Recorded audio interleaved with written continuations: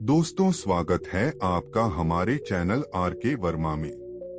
दोस्तों, काशी यात्रा में गंगाराम पटेल और बुलाखीराम नाई जिस शहर में रात्रि विश्राम के लिए ठहरे, वहां बुलाखीराम ने फिर एक अनोखा दृश्य देखा। उसने देखा कि शहर के बाहर एक पुरानी हवेली में से बहुत रोशनी निकल रही थी। मैंने वहां जाकर देखा, एक आईने में से धीरे धीरे एक राजसी पोशाक पहने एक आदमी की आकृति निकलकर सामने आ गई। वह आदमी कुछ देर तक किसी राघव नाम के लड़के को घूरता रहा, फिर बोला, मैं राजा वर्धन हूँ। मैं इस हवेली का असली मालिक था, लेकिन मुझे धोखे से मार दिया गया। किसने मारा आपको? उस लड़के ने पूछा। राजा वर्धन की आंखों में आग सी जल उठी।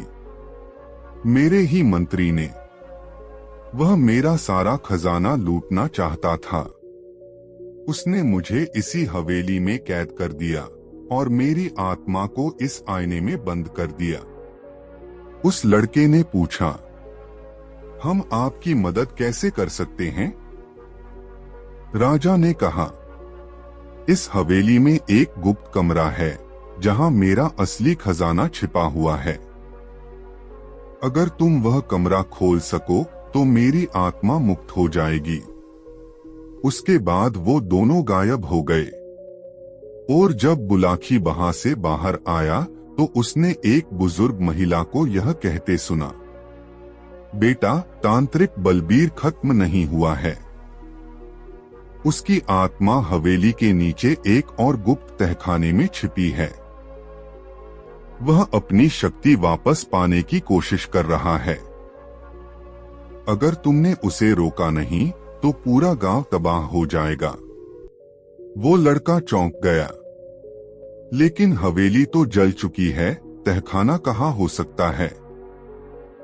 बूढ़ी औरत ने अपनी झोली से एक चमकता हुआ ताबीज निकाला और उसे लड़के को दिया।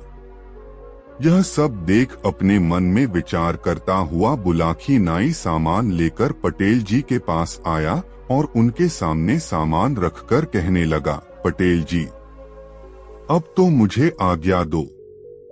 इतनी सुनकर गंगाराम पटेल कहने लगे कि मालूम होता है तुम कोई अजूबा चरित्र देखकर आए हो, तभी यह बात कह रहे हो। अब तुम पहले तो खाना बनाओ, खाओ। रोज की भांति सोते समय मैं तुम्हारी बात का जवाब दूंगा। गंगाराम पटेल की बात सुनकर बुलाखी दास पानी भर कर लाया, चूल्हा जलाया। फिर दोनों ने मिलकर भोजन बनाकर खाया। बुलाखी नाई पटेल जी का बिस्तर लगा दिया और हुक्का भरकर उनके सामने रख दिया। फिर बर्तन साफ कर अपना सब सामान ठिकाने पर लगाया और पटेल जी के पैर दबाने लगा और पटेल जी से बोला कि आपने कहा था कि सोते समय जो भी बात है उसका जवाब दूंगा। अब जवाब दो। इतनी सुनकर गंगाराम पटेल बोले, बताओ तुमने आज क्या अनोखी बात देखी है? इतना सुनकर बुलाखी नाई बाजार में देखा हुआ वह दृश्य बयान कर दिया। इतनी बात बुलाखी नाई ने सुनकर गंगाराम पटेल, देखो, फौज में नक्कारा और बात में हुंकार जरूरी है। सो तुम जब हंकारा देते रहोगे तब तक मैं बात कहूंगा। जब हुंकारा देना बंद कर दोगे तो मैं भी बात बंद कर दूंगा। यह कहकर गंगाराम पटेल बात कहने लगे और बुलाखी नाई हुंकारा देने लगा। गंगाराम पटेल जी बोले, बुलाखी, गांव के बाहर पुराने पीपल के पेड़ के पीछे एक खंडहर हवेली खड़ी थी, विष्णुपुर की हवेली। गांव वालों का कहना था कि यह हवेली श्रापित थी। जिसने भी इसमें कदम रखा वह वापस नहीं लौटा। वहां रात के समय अजीब अजीब आवाजें आती थीं, कभी किसी औरत की सिसकियां, कभी किसी के हंसने की गूंज। लेकिन राघव को इन सब बातों पर यकीन नहीं था। वह गांव का सबसे जिज्ञासु और निडर युवक था। जब भी किसी जगह के बारे में रहस्यमयी कहानियां सुनता तो उसका मन उसे जानने के लिए बेचैन हो उठता। एक दिन जब गांव में यह अफवाह फैली कि हवेली से अजीब नीली रोशनी निकल रही है, तो राघव ने फैसला किया कि अब उसे सच जानना ही होगा। वह अपने दोस्त विक्रम के साथ हवेली की ओर निकल पड़ा। जैसे ही राघव और विक्रम हवेली के पास पहुंचे, हवेली के दरवाजे पर लगा जंग लगा ताला खुद ब खुद टूटकर नीचे गिर गया। ये कैसे हुआ? विक्रम घबराते हुए बोला। राघव ने अपनी टॉर्च जलाकर अंदर झांका। हवेली में गहरी नमी थी, मकड़ियों के जाले दीवारों पर लटके थे और पुराने फर्नीचर पर धूल जमी थी। हल्की हवा में भी दरवाजों की चर्र-चर्र की आवाज आ रही थी। जैसे ही वे अंदर गए, एक पुरानी घड़ी पर उनकी नजर पड़ी। उस पर समय 3:15 पर अटका था। तभी अचानक घड़ी खुद ब खुद चलने लगी और घंटे की सुई अपने आप घूमकर 12 पर आ गई। राघव, मुझे अच्छा नहीं लग रहा, हमें लौट जाना चाहिए, विक्रम कांपती आवाज में बोला। लेकिन राघव ने उसकी बात अनसुनी कर दी और आगे बढ़ा। हवेली के बीचों बीच एक बड़ा हॉल था, जिसमें एक विशाल सुनहरा फ्रेम वाला आईना लगा था। आईने के पास पहुंचते ही हवा तेज चलने लगी। अचानक राघव और विक्रम को उसमें अपनी परछाई नहीं, बल्कि किसी अजनबी आदमी की परछाई दिखी। वह परछाई धीरे धीरे आईने से बाहर आने लगी। राघव और विक्रम ने डर के मारे पीछे हटने की कोशिश की, लेकिन उनके पैर जम गए। आईने से एक भारी आवाज आई। कौन हो तुम लोग? यहाँ क्यों आए हो? विक्रम की घिघी बंध गई, लेकिन राघव हिम्मत करके बोला, हम सिर्फ यह जानने आए हैं कि इस हवेली का रहस्य क्या है। आईने में से धीरे धीरे एक राजसी पोशाक पहने एक आदमी की आकृति निकलकर सामने आ गई।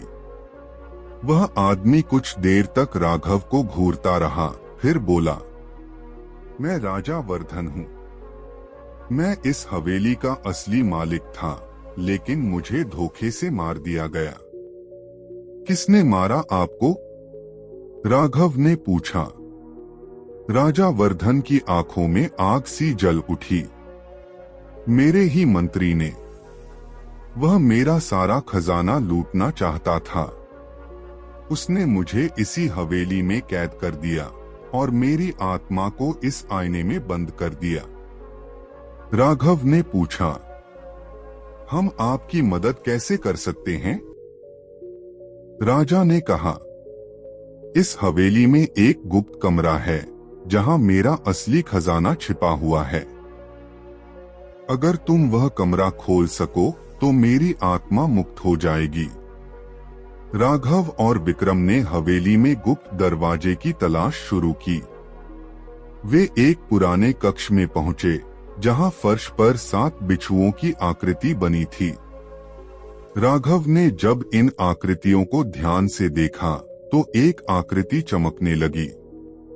राघव ने उस पर हाथ रखा, तभी गड़गड़ की आवाज हुई और फर्श के नीचे से एक गुप्त दरवाजा खुल गया। अंदर एक सीढ़ी थी जो अंधेरे में जा रही थी। राघव और विक्रम ने हिम्मत जुटाई और नीचे उतरे। वहां सोने, चांदी और हीरे जवाहरात से भरा एक विशाल खजाना रखा था। लेकिन जैसे ही वे आगे बढ़े, एक भयानक हड्डियों का ढांचा जमीन से उठने लगा। तुम्हें नहीं जाना चाहिए था। राघव ने फौरन राजा वर्धन के आईने का टुकड़ा निकाला और उस हड्डियों के ढांचे की ओर किया। जैसे ही आईना उसकी आंखों के सामने आया, वह भयंकर चीख के साथ जलने लगा और देखते ही देखते राख बन गया। अचानक हवेली में रोशनी फैल गई। राजा वर्धन की आत्मा वहां प्रकट हुई और बोली, तुमने मेरा श्राप तोड़ दिया। अब मैं मुक्त हूं। उसने आशीर्वाद देकर कहा, यह खजाना अब तुम्हारा है, लेकिन इसे अच्छे कार्यों में लगाना। जैसे ही राजा वर्धन की आत्मा मुक्त हुई, हवेली चमक उठी और उसकी सारी डरावनी ताकतें समाप्त हो गईं। राघव और विक्रम खजाने का एक हिस्सा लेकर गांव लौटे और पूरी कहानी सुनाई। अब वह हवेली किसी डर की जगह नहीं रही, बल्कि राजा वर्धन की याद में एक स्मारक बना दी गई। गांव के लोग अब अमीर हो गए और उन्होंने खजाने का उपयोग स्कूल, अस्पताल और मंदिर बनाने में किया। और इस तरह एक रहस्य, एक श्राप और एक जादुई आईने की कहानी हमेशा के लिए खत्म हो गई। राजा वर्धन की आत्मा को मुक्त हुए अब 6 महीने बीत चुके थे। राघव और विक्रम को लगा था कि हवेली का सारा रहस्य खत्म हो चुका है, लेकिन असली कहानी अभी बाकी थी।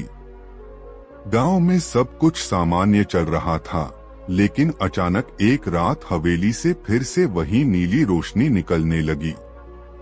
अब गांव वालों में फिर से डर बैठ गया।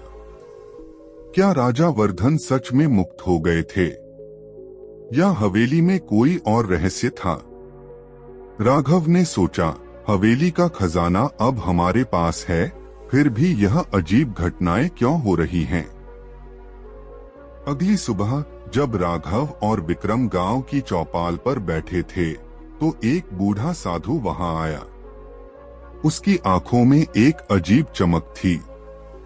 उसने राघव को घूरते हुए कहा, बेटा, तुमने हवेली से खजाना लिया, लेकिन वहां का असली रहस्य अभी भी दबा है।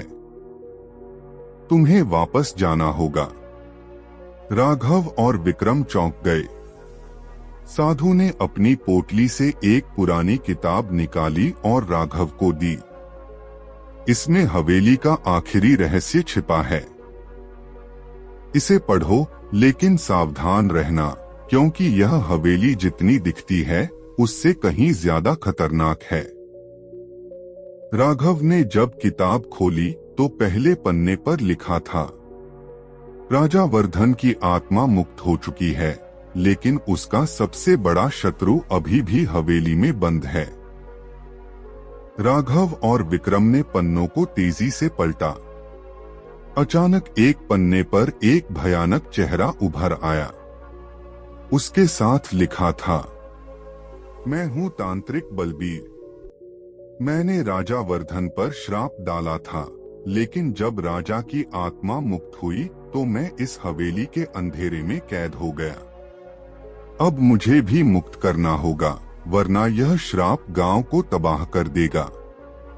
राघव और विक्रम एक दूसरे को देखने लगे। राघव, विक्रम और गांव के 2 और बहादुर युवक अजय और सूरज रात के समय हवेली की ओर निकल पड़े।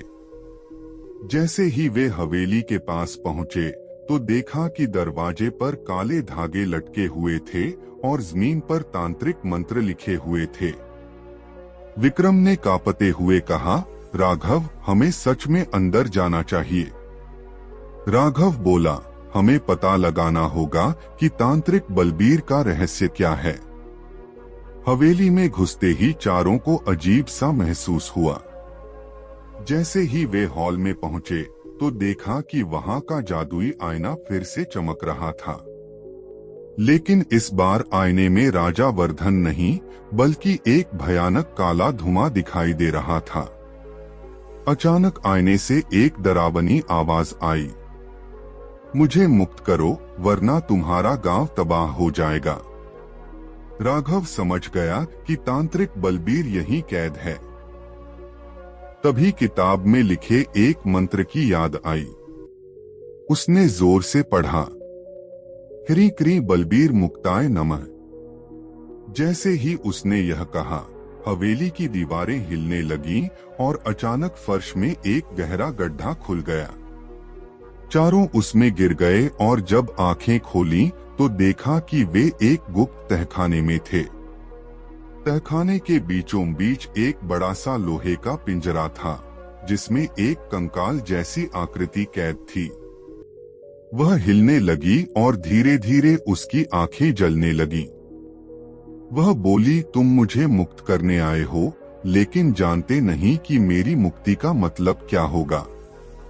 राघव ने गुस्से से कहा, हमें तुम्हारी सच्चाई बताओ। तांत्रिक बलबीर हंस पड़ा और बोला, राजा वर्धन को श्राप देने के बाद उसने मुझे भी अपने जादू से इस पिंजरे में कैद कर दिया। लेकिन अगर तुम इस पिंजरे को खोल दोगे तो मैं अमर हो जाऊंगा। अब राघव समझ गया कि अगर उसने पिंजरा खोला तो बलबीर एक बार फिर गांव को श्राप दे सकता है।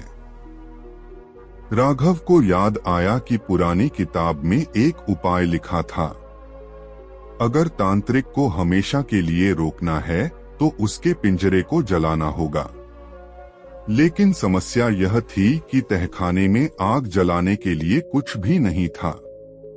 तभी विक्रम को आइडिया आया, राघव, जादुई आईने का टुकड़ा अभी भी तुम्हारे पास है। राघव ने अपनी जेब टटोली और एक चमकता हुआ कांच का टुकड़ा निकाला। अजय और सूरज ने पिंजरे को धक्का देकर गिरा दिया। राघव ने कांच के टुकड़े को बलबीर पर फेंका।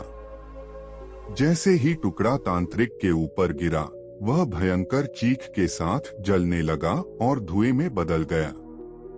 चारों दोस्त दौड़ते हुए तहखाने से बाहर निकले। पीछे देखा तो पूरा तहखाना धू धू कर जलने लगा। हवेली फिर से कांपने लगी और अचानक सब कुछ शांत हो गया। राघव, विक्रम, अजय और सूरज जब गांव लौटे तो पूरा गांव उनका स्वागत करने के लिए खड़ा था। अब हवेली से कभी कोई रोशनी नहीं निकली, कोई आवाज नहीं आई। वहां अब एक मंदिर बनवा दिया गया ताकि कोई बुरी आत्मा फिर से वापस ना आ सके। आगे क्या हुआ पटेल जी? बुलाखी। राघव, विक्रम, अजय और सूरज को लगा था कि तांत्रिक बलबीर की कहानी खत्म हो चुकी है और हवेली का रहस्य सुलझ गया है। लेकिन सच्चाई इससे बहुत अलग थी। हवेली जलकर खाक हो गई थी, लेकिन उसी रात गांव में अजीब घटनाएं होने लगी। कई लोगों ने देखा कि हवेली की जगह पर एक नई छाया उभर रही है। कुछ लोगों का कहना था कि रात को वहां से किसी औरत के रोने की आवाज आती है। सबसे बड़ा झटका तब लगा जब गांव के दो लोग, रामलाल और मोहन, अचानक गायब हो गए। गांव में घबराहट फैल गई।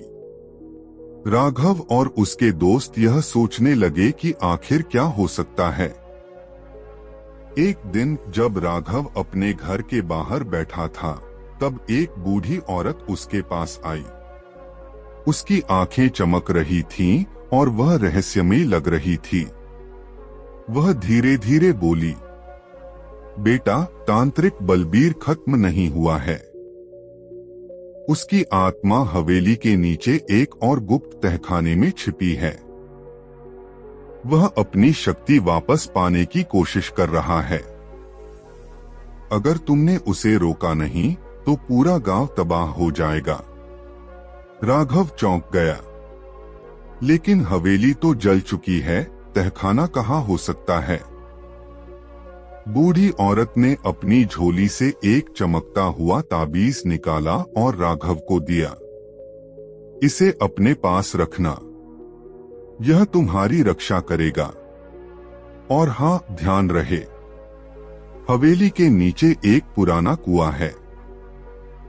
वही रास्ता है तांत्रिक तक पहुंचने का। राघव ने फौरन विक्रम, अजय और सूरज को बुलाया और चारों फिर से हवेली की ओर निकल पड़े। अब वहां हवेली की राख के अलावा कुछ नहीं था, लेकिन उस राख के बीचों बीच एक पुराना सूखा कुआं था। राघव ने कुएं में झांका। अंदर गहरा अंधेरा था, लेकिन अचानक हल्की लाल रोशनी चमकी। विक्रम ने धीरे से कहा, यार, यह सही नहीं लग रहा। राघव ने हिम्मत जुटाकर रस्सी बांधी और कुएं के अंदर उतरने लगा। जैसे ही वह नीचे पहुंचा, उसके पैर किसी ठोस जमीन पर पड़े। कुएं की दीवार से एक पुराना दरवाजा दिख रहा था, जिस पर किसी अजीब भाषा में कुछ लिखा था। अजय और सूरज भी नीचे आ गए और चारों ने मिलकर दरवाजा खोला। दरवाजा खुलते ही चारों एक विशाल कक्ष में पहुंच गए। यहाँ हर जगह पुरानी किताबें, हड्डियां और मंत्रों के चिन्ह बने हुए थे। बीचों बीच एक तांत्रिक की मूर्ति रखी थी और उसके सामने दो आदमी बेहोश पड़े थे, रामलाल और मोहन।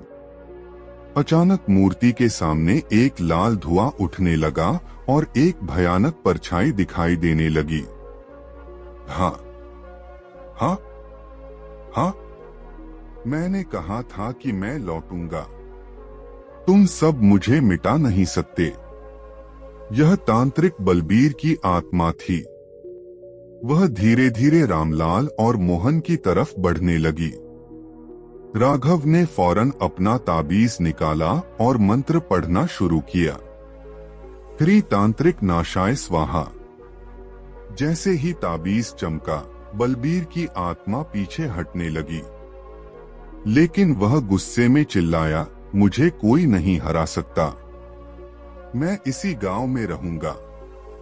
तभी विक्रम को याद आया कि पुरानी किताब में लिखा था, तांत्रिक को नष्ट करने के लिए उसके मूल शरीर को जलाना होगा। लेकिन उसका शरीर कहाँ था? तांत्रिक की असली कब्र। सूरज ने जमीन की तरफ देखा और वहां मिट्टी में कुछ खुदा हुआ पाया। उसने जोर से चिल्लाया, राघव, यहाँ कुछ दफन है। राघव और बाकी दोस्तों ने मिलकर उस जगह को खोदना शुरू किया। कुछ ही मिनटों में वहां से एक लकड़ी का ताबूत निकला, जिस पर बलबीर का नाम लिखा था। बलबीर की आत्मा गुस्से में चिल्लाने लगी, नहीं, इसे मत खोलो। लेकिन अब बहुत देर हो चुकी थी। राघव ने जलती हुई मशाल उठाई और ताबूत खोल दिया। अंदर एक सूखा कंकाल पड़ा था, जिसके माथे पर एक तांत्रिक तिलक लगा था। जैसे ही आग ताबूत को छूने लगी, पूरी गुफा गूंजने लगी। बलबीर चीखने लगा और उसकी आत्मा जलने लगी। कुछ ही पलों में सब कुछ शांत हो गया। रामलाल और मोहन होश में आ गए। अब हवेली की राख को साफ किया गया, कुएं को बंद कर दिया गया और वहां एक बड़ा मंदिर बनवा दिया गया। गांव वालों को अब किसी डरावनी रोशनी, आवाज या गायब होने की घटनाओं का सामना नहीं करना पड़ा। राघव, विक्रम, अजय और सूरज गांव के हीरो बन चुके थे। बुलाकी डर और अंधविश्वास के आगे घुटने टेकने के बजाय हमें सच्चाई की तलाश करनी चाहिए, क्योंकि हर रहस्य के पीछे एक कहानी छिपी होती है।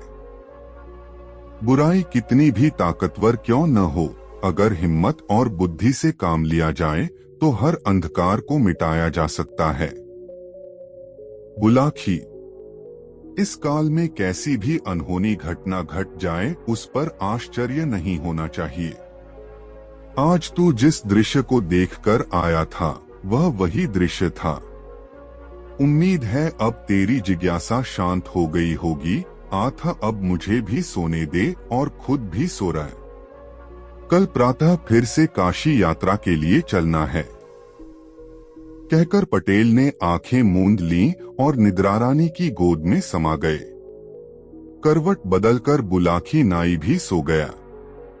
दोस्तों, गंगाराम पटेल और बुलाकी राम नाई की यह मजेदार कहानी आपको कैसी लगी, कमेंट बॉक्स में जरूर बताएं।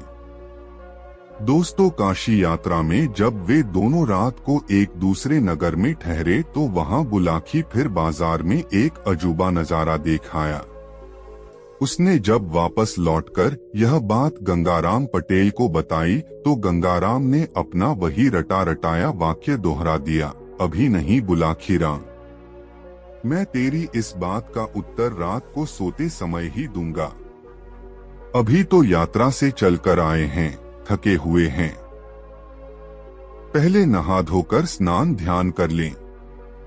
भोजन के पश्चात जब निवृत्त हो जाएंगे तब आराम से बिस्तर में लेटकर सारी बातें होंगी। अभी तो पहले तू अपनी, मेरी और उन दोनों बेचारे घोड़ों की पेट पूजा की तैयारी कर, क्योंकि हमारी तरह वे भी तो थके हुए होंगे। ऐसा कहकर पटेल शौचादि से निवृत्त होने के लिए चले गए। रात को जब वे दोनों फारिग होकर बिस्तर पर आ लेटे तो पटेल ने उससे कहा, हाँ तो बुलाखी राम जी, अब आप उस नई घटना को बताइए जिसे आज शाम आप इस नगर में देख आए हैं और जिसका रहस्य जानने के लिए आप मरे जा रहे हैं।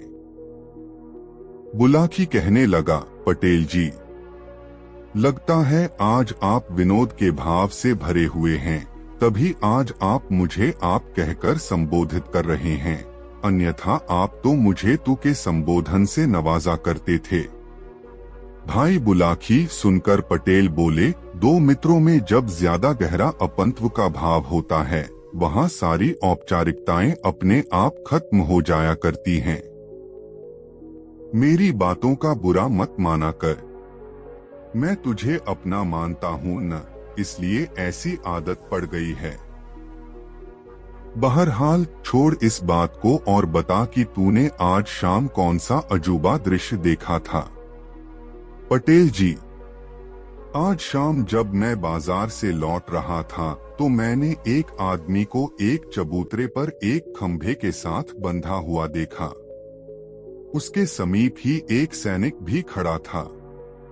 चबूतरे के ऊपर एक सरकारी निर्देश टंगा हुआ था जिस पर लिखा था, हर खासवान को यह निर्देश दिया जाता है कि जो भी शख्स इस राह से गुजरे वह कोड़ा उठाकर इस व्यक्ति को गिनकर 5 कोड़े अवश्य मारे।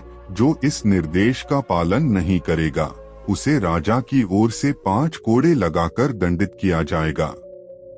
पटेल जी, जब मैंने उस निर्देश को पढ़ा था तो मैंने सोचा कि इसका दंड जाने बिना में इसे कोड़े क्यों मारूं।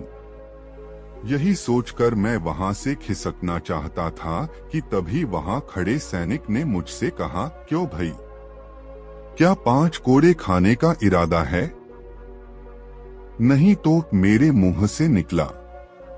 तब उस सैनिक ने मुझे घुड़का और कहा, यदि 5 कोड़े नहीं खाना चाहता है तो नीचे पड़े उस कोड़े को उठा और इस आदमी को 5 कोड़े लगा। पटेल जी, उस सैनिक के कहने पर तब मुझे उस कैदी को 5 कोड़े लगाने पड़े। बस तभी से मेरी आत्मा पर यह बोझ पड़ा हुआ है कि मैंने उस आदमी का अपराध जाने बिना 5 कोड़े मारे। अब आप उस कैदी के विषय में बताइए और यह भी बताइए कि किस अपराध के कारण उसे यह सजा भुगतनी पड़ रही है। बुलाखी पटेल बोले, अपनी आत्मा पर पड़ा बोझ उतार दे और यह समझ ले कि उस आदमी को 5 कोड़े लगाकर तूने सवाब का काम किया है। उस आदमी का अपराध इतना गंभीर है कि उसके लिए राजा ने इससे भी बड़ी सजा नियत की होती तो किसी को भी अफसोस नहीं होता। सुन, मैं तुझे आरंभ से ही सारी कहानी सुनाता हूँ। इस नगर में चंद्रचूड़ नाम का एक महाजन निवास करता है। उस महाजन को एक कन्या है जो बेहद रूपवान है।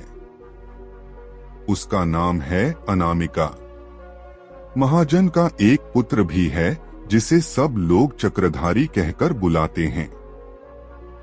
महाजन ने अपनी बेटी अनामिका की मंगनी बहुत पहले अपने एक मित्र के पुत्र के साथ निश्चित कर दी थी, किंतु अभी तक उसने उसका गौना नहीं किया था। कारण यह था कि अनामिका की आयु अभी इतनी नहीं हुई थी कि उसका गौना करके उसकी ससुराल विदा करा दिया जाए। बुलाखी, यह नगर गंगा के बहुत समीप है। यहाँ के लोगों में धार्मिक आस्था भी बहुत है। अन्य नगरों में रहने वालों की तरह यहाँ के लोग भी प्रति वर्ष दशहरे के अवसर पर गंगा स्नान के लिए जरूर जाते हैं।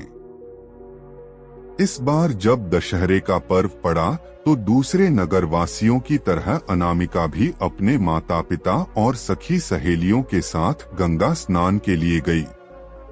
गंगा किनारे पहुंचकर अन्य लोगों की तरह अनामिका के पिता ने भी अपने रहने के लिए डेरा व्यवस्थित किया और बारी बारी से गंगा जी में स्नान करने के लिए गए। पहले पुरुषों ने स्नान किया, तदोपरांत स्त्रियां गंगा स्नान के लिए गईं। बुलाखी। जब अनामिका अपनी सखियों के साथ गंगा स्नान के लिए घाट पर पहुंची तो वहां के कुछ गुंडों ने उसे देख लिया।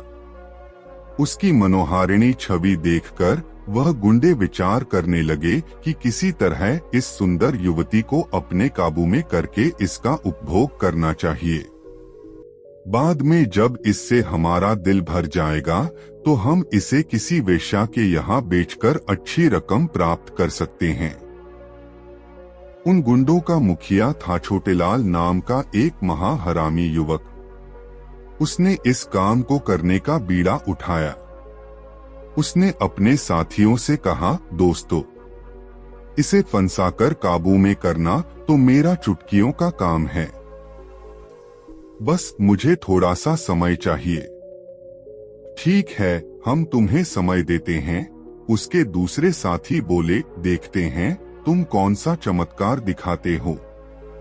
उधर अनामिका और उसकी सखियों ने अपने वस्त्र उतारे और उन वस्त्रों को घाट पर बैठे पंडे के हवाले करके गंगा स्नान करने लगी। तभी छोटेलाल नामक वह गुंडा उस पंडे के पास पहुंचा और उससे कहा, पंडित जी महाराज, 5 रुपए कमाना चाहते हो?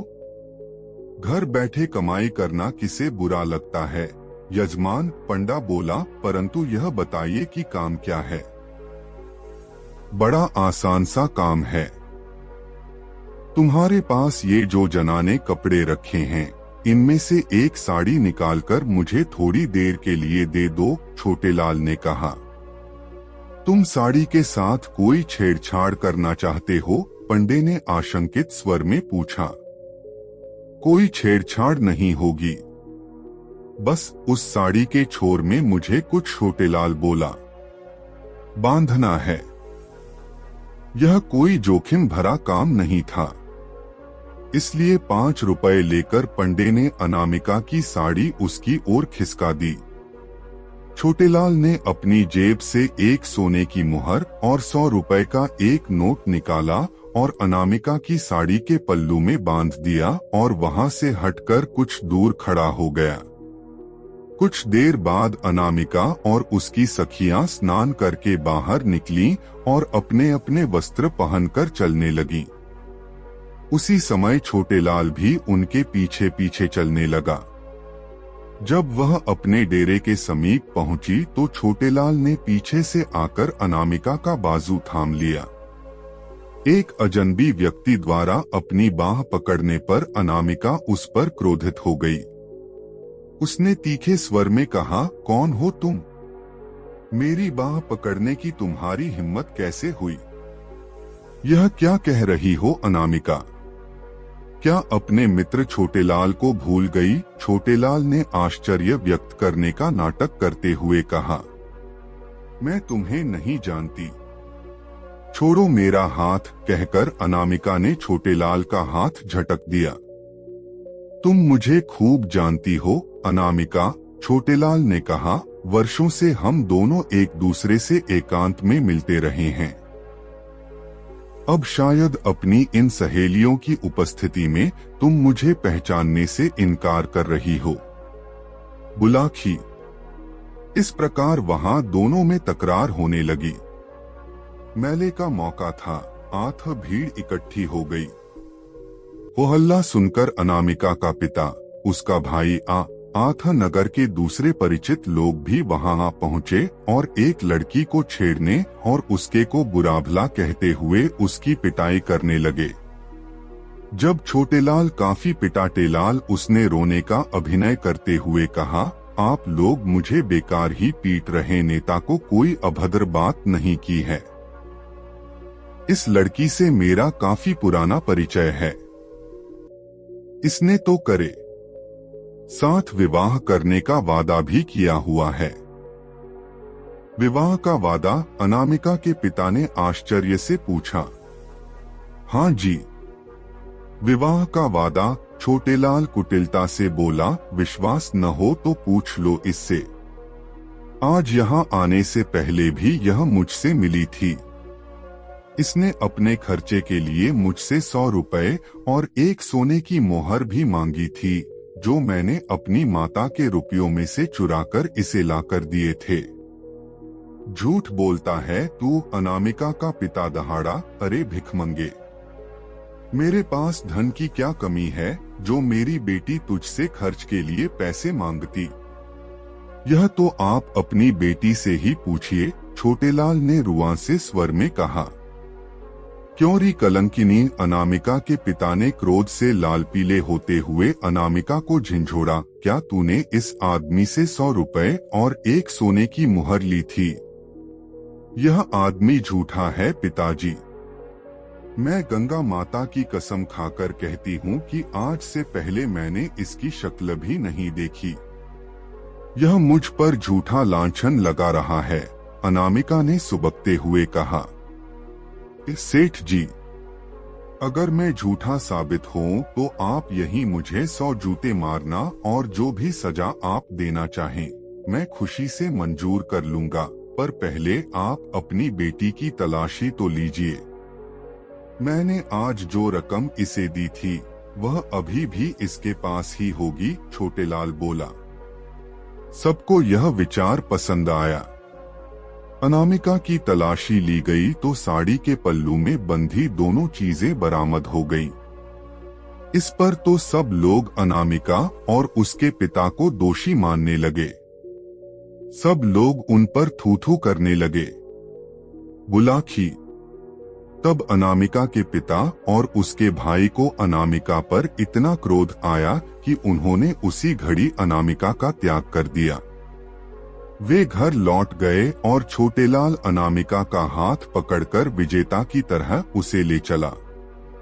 अनामिका दहाड़े मार कर रोने लगी और बार बार छोटेलाल के चंगुल से छूटने का प्रयास करने लगी, लेकिन तभी छोटेलाल के साथी गुंडे भी उसकी सहायता के लिए वहां पहुंच गए और उन्होंने छोटेलाल और अनामिका को अपने घेरे में ले लिया। बुलाखी। जब अनामिका रो रो कर हलकान हो रही थी और अपनी सहायता की गुहार लगा रही थी, तभी यहाँ के राजा की सवारी वहां से गुजरी। एक लड़की को सहायता के लिए चिल्लाते देख राजा ने अपनी पालकी रुकवाई और नीचे उतरकर लड़की से उसके रोने का कारण पूछा। अनामिका ने रोते हुए सारी बात बताई तो फिर राजा ने छोटेलाल से पूछा।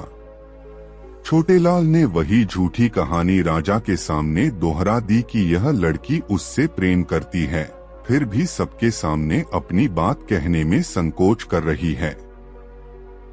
इसके माता पिता ने अब इसे मुझे सौंप दिया है। उस गुंडे छोटेलाल की बातें सुनकर राजा को कुछ गोलमाल नजर आया। उसने अपने सैनिकों को आदेश दिया कि इन दोनों को अपने नगर ले चलो। वहीं मैं सारी बातें जानकर इस बात का निर्णय करूंगा कि इन दोनों में से कौन सच्चा है और कौन झूठा। तब दोनों दरबार में पेश किए गए। राजा ने अनामिका से पूछा, देवी, तुम कहती हो कि अब से पहले तुमने इस आदमी को कभी देखा नहीं था, फिर इसकी यह बात क्यों कर सच साबित हो गई कि तुम्हारी साड़ी के पल्लू से इसके दिए हुए रुपए और सोने की मोहर बरामद हो गई? अन्नदाता, अनामिका बोली, मुझे इस बात का बिल्कुल भी ज्ञान नहीं है कि ये दोनों चीजें मेरी साड़ी के पल्लू में किसने बांधी। अपनी साड़ी तो मैंने कहीं उतारी भी नहीं थी, सिवाय उस समय के जब मैं स्नान करने के लिए गंगा जल में उतरी थी। अपने वस्त्र तुमने कहाँ रखे थे? राजा ने पूछा। हमने अपने वस्त्र घाट पर बैठे पंडे को सौंपे थे, अनामिका ने कहा। पलक झपकते ही सारी बातें राजा की समझ में आ गईं। वह समझ गया कि लड़की के साथ छल किया गया है। तब उसने उस पंडे को दरबार में पेश होने का हुक्म दिया और पंडे के पहुंचने पर राजा ने उसे दंड का भय दिखाया तो भय से कांपते हुए पंडे ने सब कुछ बक दिया। उसने बता दिया कि यह काम छोटेलाल ने ही किया था। बुलाकी। सच्चाई जानकर राजा ने अनामिका के पिता को बुलाकर अनामिका तो उसे सौंप दी और उस पंडे और छोटेलाल के साथियों को पकड़कर उन्हें 100 कोड़े लगाने की सजा दी। और क्योंकि मुख्य अपराधी छोटेलाल था, आठ उसे यह सजा दी कि इस दिन तक इसे खंभे से बांधकर इस पर कोड़े बरसाए जाएं। साथ ही यह आदेश भी लिखकर वहां चिपका दिया कि जो भी राहगीर वहां से गुजरे वह छोटेलाल को 5 कोड़े जरूर मारे। यदि वह ऐसा नहीं करेगा तो फिर राजाज्ञा से 5 कोड़े उसी को मारे जाएंगे। कहानी का समापन कर पटेल बोले, सोहे बुलाकी। यह है सारी कहानी। अब राजा की आज्ञा से छोटेलाल को सजा दी जा रही है। अपने कुकर्म का फल उसे भोगना पड़ रहा है। जो दृश्य आज तूने देखा है वह उसी समय का है। उम्मीद है यह सब जानकर तेरी उत्सुकता शांत हो गई होगी। आठ अब मुझे भी सोने दे और स्वयं भी सो रह, कहकर पटेल ने आंखें मूंद ली। बुलाकी भी सोने की तैयारी करने लगा। दोस्तों, कहानी कैसी लगी कमेंट में जरूर बताएं। अगले दिन सुबह उठकर वे दोनों अपनी यात्रा पर निकल गए और दिन भर की यात्रा पूरी करके एक नए नगर में प्रवेश किया। गंगाराम पटेल ने बुलाकी नाई को कुछ पैसे देकर सामान लाने बाजार भेज दिया। बुलाकी सामान लेने जा रहा था, उसने देखा एक आदमी हक्का बक्का सा चिल्ला रहा, अरे मेरी मोहरे कहाँ गई? और फिर मर्तबान को उल्टा पलटा हाथ डालकर देखा मगर कोई मोहर न निकली। वो लुटापिटा सा स्तब्ध खड़ा रह गया। उसकी जिंदगी भर की कमाई थी, ऐसा कहने लगा। वह अपना सिरे पीट पीट कर रोने लगा। बोलने लगा, मुझे यकीन हो गया कि साहूकार ने मेरे साथ धोखेबाजों की है। और वो तुरंत साहूकार के पास जाकर उससे मर्तबान में रखी सोने की मोहरों के बारे में पूछा और थोड़ी ही देर में वहां भीड़ इकट्ठा हो गई। बुलाकी वहां से आश्चर्यचकित हो चल दिया। रात को भोजन पश्चात पटेल जी को सारा हाल सुनाया और बोला, पटेल जी बाद में उस गरीब के साथ क्या हुआ और वो कौन सी सोने की मोहरे की बात कर रहा था?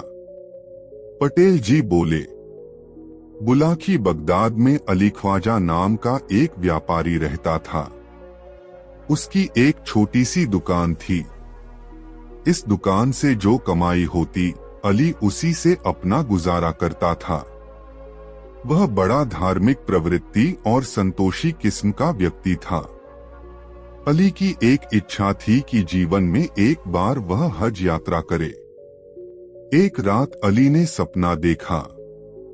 सपने में एक फकीर ने उससे कहा, अली तू बहुत धन कमा चुका, अब मक्का शरीफ जाकर हज कर आ। अली ने इसे अल्लाह का हुक्म समझा और दूसरे दिन ही हज यात्रा पर जाने का निर्णय कर अपनी दुकान का सारा माल बेच दिया।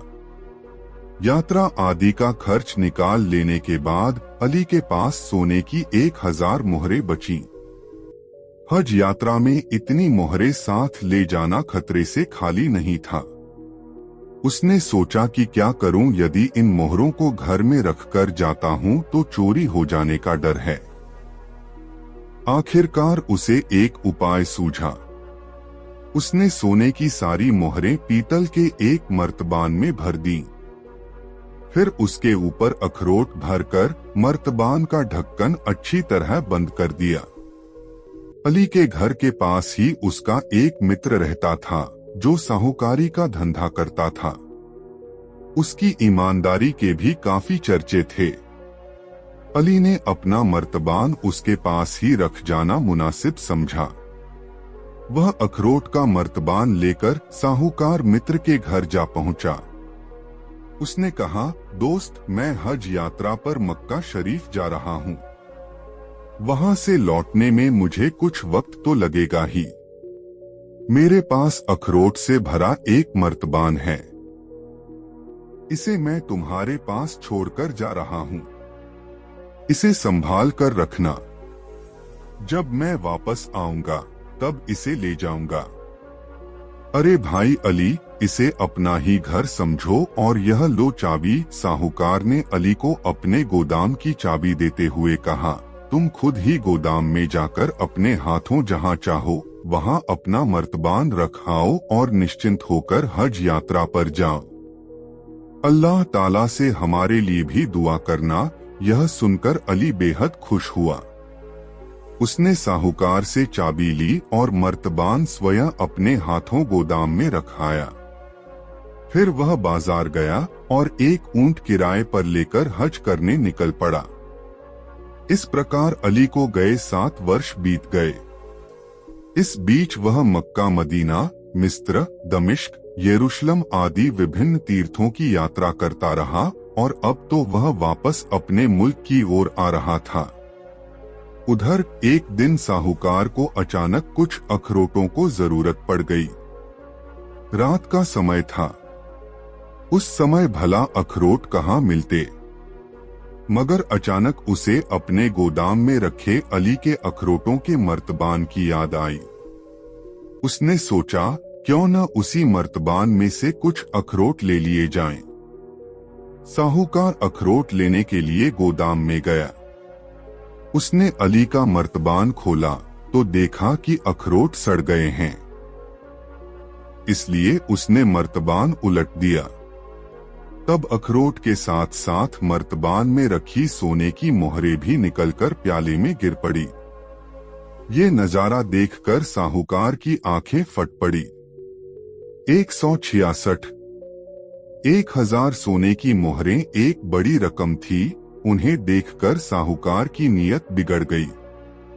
उसने सोचा, अली को हज यात्रा पर गए 7 साल हो चुके हैं, मगर वह अब तक लौटकर नहीं आया। हो सकता है वह मर ही गया हो।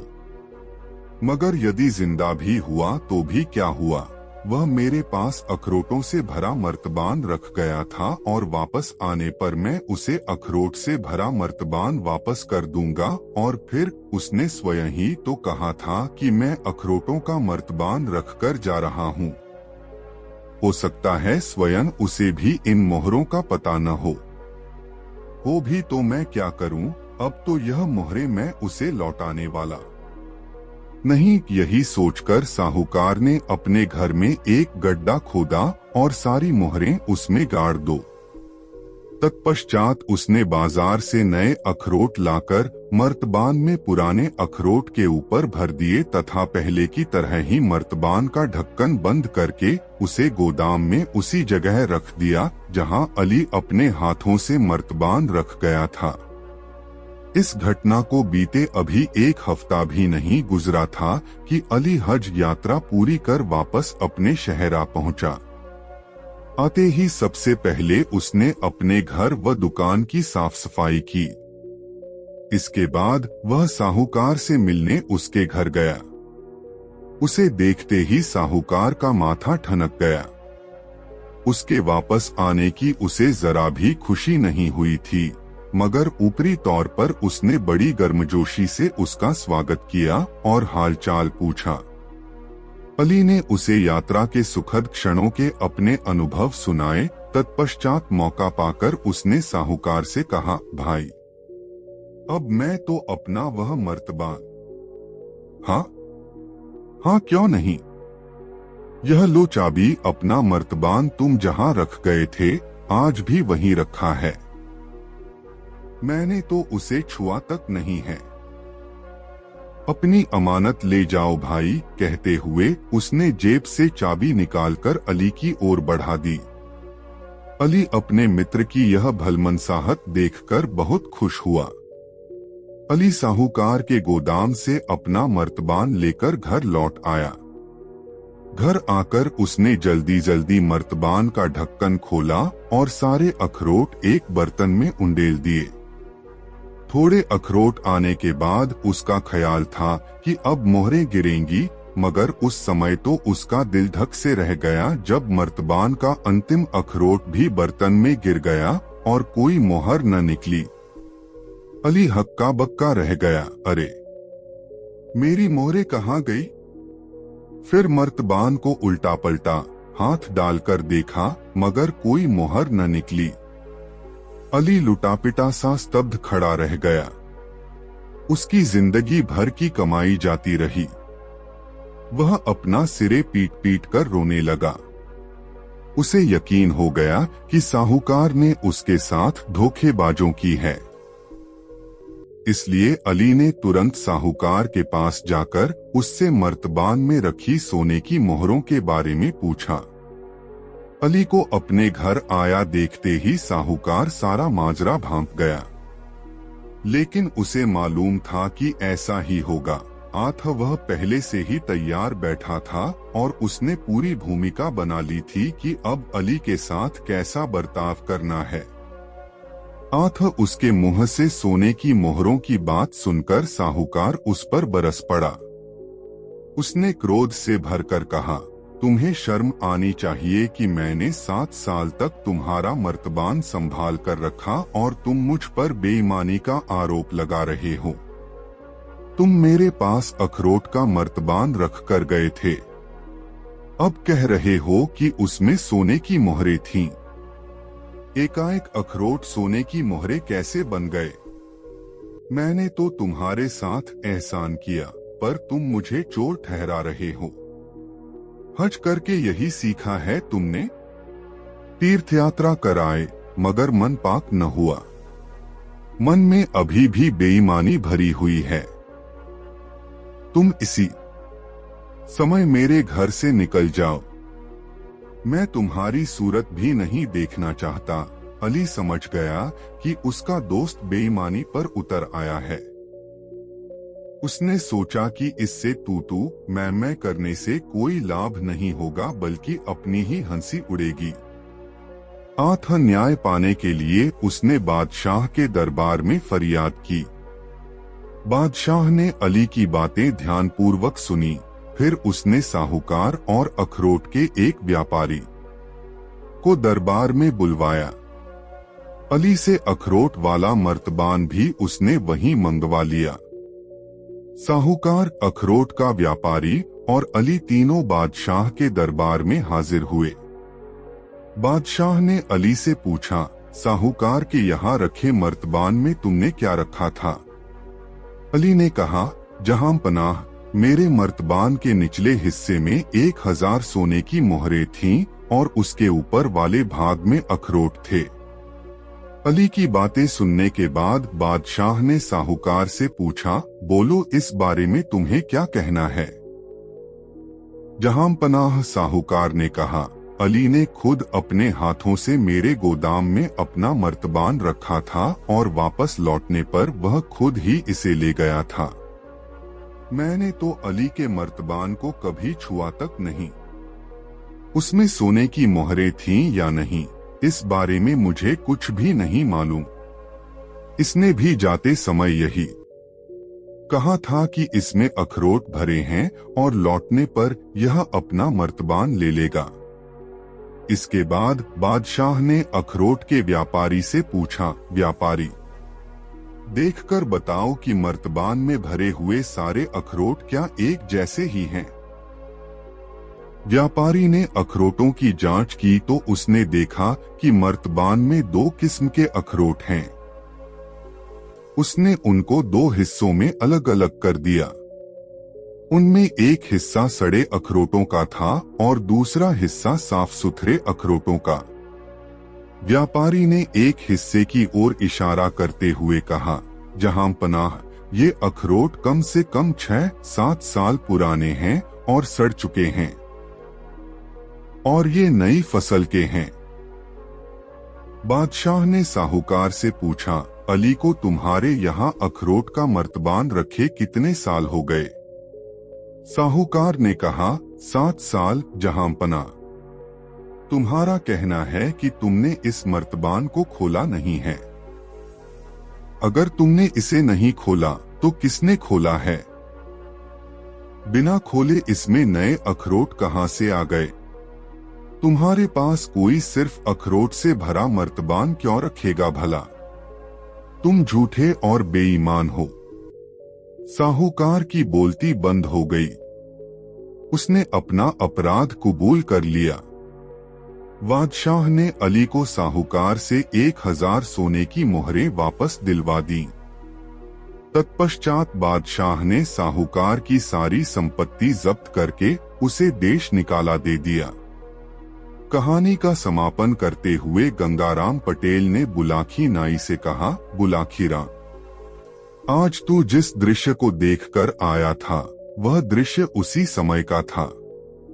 अब बता, तेरी जिज्ञासा शांत हुई या नहीं? हो गई पटेल जी, बुलाकी बोला, आप तो जैसे अंतर्यामी हैं। सारी कहानी का खाका मेरी आंखों के सामने ऐसे नाच उठा जैसे यह घटना मेरे सामने ही घटित हुई हो। बस तो फिर अब सो जा। यह कहकर गंगाराम ने आंखें मूंद लीं। कुछ ही देर में बुलाकीराम नाई के भी खर्राटे वहां गूंजने लगे। दोस्तों, कहानी कैसी लगी कमेंट में जरूर बताएं और वीडियो को एक लाइक जरूर करें। दोस्तों, काशी यात्रा से वापसी के चरण में गंगाराम पटेल और बुलाकीराम नाई एक नए नगर में पहुंचे और रात्रि विश्राम उसी नगर में किया। उस नगर में बुलाकीराम ने एक बाग के अंदर एक ऐसा तालाब देखा जिसके घाट सोने के थे। उसमें जो मछलियां तैर रही थीं, वह सब चांदी की थीं। सोने का घाट और चांदी की मछलियों को देखकर बुलाकीराम की उत्सुकता जाग उठी। रात को सोने से पूर्व उसने गंगाराम पटेल से रहस्य को बताने के विषय में कहा तो उन्होंने कहा, बुलाकीराम, इस भारत देश में श्रीपुर नाम का एक नगर है। उस नगर में राजनारायण नाम का युवक रहता था। वह क्षत्रिय जाति का था, अतः उसे शिकार करने का बहुत शौक था। वह प्रायः अकेला ही जंगल में जाकर बनेले पशुओं का शिकार किया करता था। एक बार आखेट की तलाश में राजनारायण एक ऐसे जंगल में चला गया जहां वह पहले कभी नहीं गया था। वहां उसे शिकार तो कोई मिला नहीं, लेकिन परिश्रम इतना करना पड़ा कि वह थककर चूर हो गया। वह सुबह के समय घर से निकला था और अब दोपहर का समय हो चला था, अतः भूख प्यास से उसकी हालत खराब होने लगी थी। बुलाकी, इंसान भूख को तो किसी हद तक बर्दाश्त कर लेता है, किंतु यदि पानी न मिले तो उसकी हालत खराब हो जाती है। यही हाल राजनारायण का भी हुआ। वह प्यास बुझाने के लिए सारे जंगल में भटकता रहा कि शायद कहीं उसे कोई तालाब या नदी दिखाई दे जाए, किंतु न तो कोई तालाब न कोई नदी या ऐसी जोहड़ दिखाई दी जिससे जल पीकर वह अपनी तृष्णा शांत कर पाता। जल न मिलने से उसकी हालत बिगड़ने लगी और वह चक्कर खाकर एक स्थान पर बेहोश होकर गिर पड़ा। संयोग से उस समय उस वन में एक देवकन्या वन विहार के लिए आई हुई थी। उसने जब भूमि पर बेहोश पड़े राजनारायण को देखा तो वह नीचे उतरी और राजनारायण का निरीक्षण करने लगी। राजनारायण बहुत खूबसूरत और तंदुरुस्त नौजवान था। देवकन्या उसका रूप देखकर उस पर मोहित हो गई। उसने राजनारायण को अपनी बाहों में उठाया और उसे एक सरोवर के किनारे ले गई। वहां उसने राजनारायण के मुख पर पानी के छींटे मारे तो राजनारायण की बेहोशी टूट गई। यह उठकर बैठ गया। उसकी नजर जब देवकन्या पर पड़ी तो पहली ही नजर में वह भी उसके रूप पर मोहित हो गया। उसने देवकन्या से पूछा, हे सुंदरी, तुम कौन हो जिसने इस निर्जन वन में मेरी रक्षा की है? देवकन्या बोली, मैं एक देवकन्या हूँ। मैं वन विहार के लिए घर से निकली थी।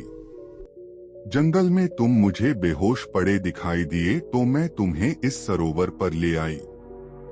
पहले जी भरकर अपनी प्यास बुझा लो, बाकी बातें बाद में होंगी।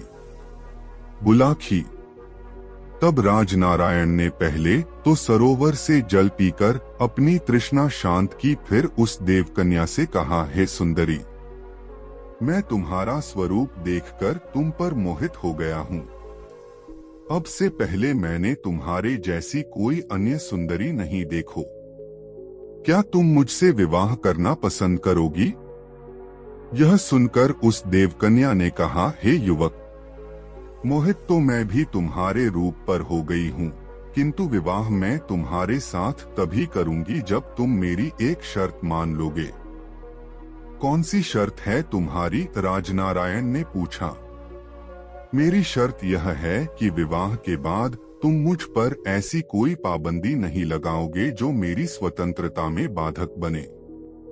तुम मुझसे यह भी नहीं पूछोगे कि मैं कहाँ गई थी, क्यों गई थी अथवा किसके पास गई थी, आदि आदि।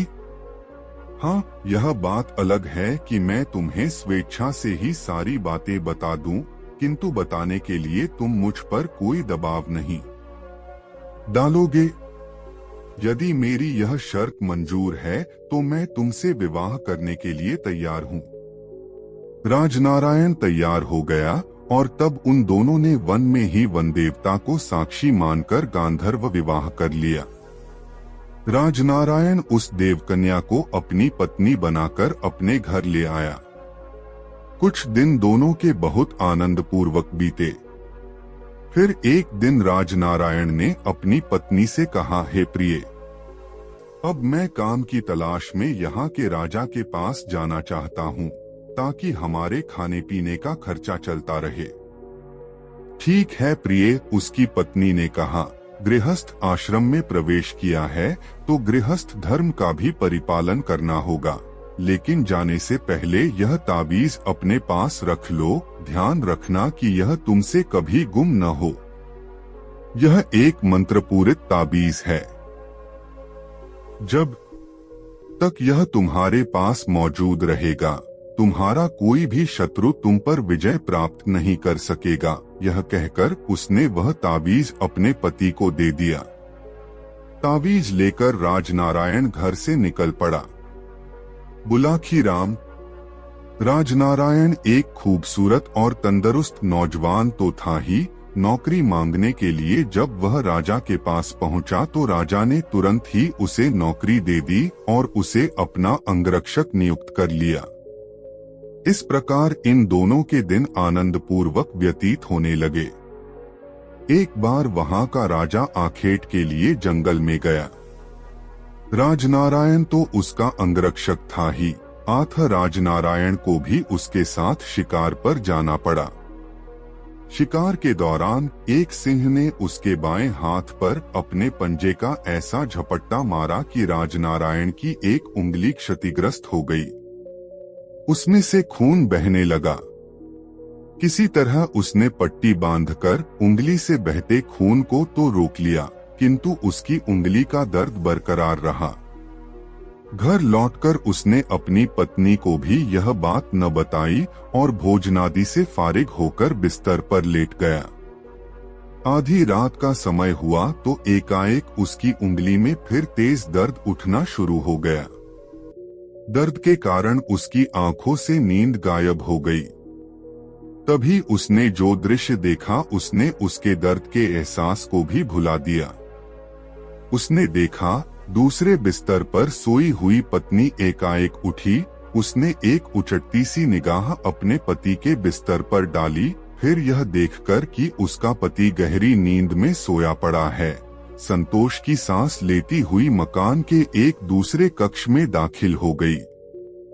राजनारायण दम साधे सोने का नाटक किए यूं ही बिस्तर पर पड़ा रहा। कुछ देर बाद जब उसकी पत्नी सोलह सिंगार करके घर से बाहर निकली तो राजनारायण दबे पांव उसके पीछे लग लिया। उसकी पत्नी एक सरोवर के पास पहुंची। वहां एक काले रंग का पहाड़ जैसा मजबूत व्यक्ति पहले से ही मौजूद था। जैसे राजनारायण की पत्नी वहां पहुंची, उसने लपककर उसे अपनी बाहों में भर लिया और उस पर चुंबनों की बौछार कर दी। अपनी पत्नी को किसी पर पुरुष की बाहों में झूलते देख राजनारायण गुस्से से आगबबूला हो उठा। वह भूल गया अपने विवाह पूर्व अपनी पत्नी को दिया हुआ वचन। उसने आव देखा न ताव तलवार निकाली और एक ही वार में उस काले रंग के व्यक्ति का सिर काट डाला। अगले वार में उसने अपनी पत्नी का शीश भी काटकर तालाब के जल में फेंक दिया। जैसे ही उसकी पत्नी का कटा सिर उस तालाब के जल में गिरा, एकाएक तालाब के जल में जैसे भूचाल सा आ गया। जल में ऊंची ऊंची तरंगे उठने लगीं। तालाब का पानी ऐसे खौलने लगा जैसे उसे नीचे से भट्ठी पर खौलाया जा रहा हो। पानी के सभी जलचर मरमर कर ऊपर तैरने लगे। जब जल शांत हुआ तो एक दूसरा चमत्कार हुआ।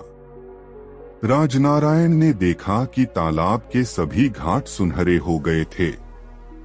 ऐसा लगता था कि जैसे घाटों की सारी सीढ़ियां सोने की हो गई हों। जल के शांत जल में मछलियां तैर रही थीं और वे सारी मछलियां ऐसा लगता था जैसे चांदी की बनी हुई हों। बुलाखी। उस चमत्कार को देखकर राजनारायण का हौसला जवाब दे गया। वह बुरी तरह घबराकर वहां से भाग खड़ा हुआ। राजनारायण किसी अनिष्ट की आशंका से इतना भयभीत हो गया कि उसने वह नगर ही छोड़ दिया और किसी दूसरे प्रदेश में चला गया। सोहे बुलाखी राम। उसी दिन से बाग में स्थित उस सरोवर के घाट सोने के और उसमें तैरती मछलियां चांदी के रंग की बन गई हैं। आज शाम तुम जिस सरोवर को देख कर आए थे वह वही सरोवर था। अब बताओ, तुम्हारी शंका का निवारण हो गया तो ठीक है, मैं सोने का उपक्रम करूं। पूछने को कुछ बाकी बचा ही नहीं था।